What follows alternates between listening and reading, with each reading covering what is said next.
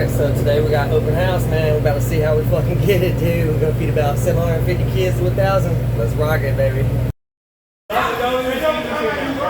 Open house today gonna be a shitload of brisket, y'all. Look at this. Shitload of brisket, shitload of limited Dijon chicken. Goodness. Alright, so for our beautiful event this weekend, look at this. We got some fried tofu, wonderful Blaze doing his thing. Look at this with some potatoes. We got some wonderful brisket. What you got going on back here? Got some beef brisket with front Some beef brisket. Look at that. Look at that. I'm doing this thing with limited Dijon chicken and shit, man. Some wonderful bread for these wonderful kids that don't appreciate anything that we do.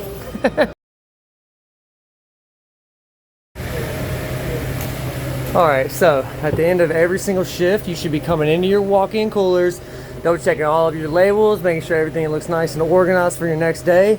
Clean up after your day, sweep and mop your floors, come in, double check all your product, make sure everything's looking good. And please make sure all your ski racks are set up for success for the next shift. That's how you kill it, y'all. Yet again, make sure organization is key. Make sure you sweep and mop your floors. Remember, end of every single shift, come through, check your coolers.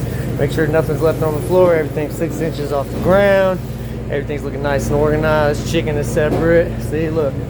All of my chicken is separate from my beef, which is separate from my pork. And then I got my chicken from my dietary station. And then eggs, top left, dairy on top. And I even got a little section for my sushi grates.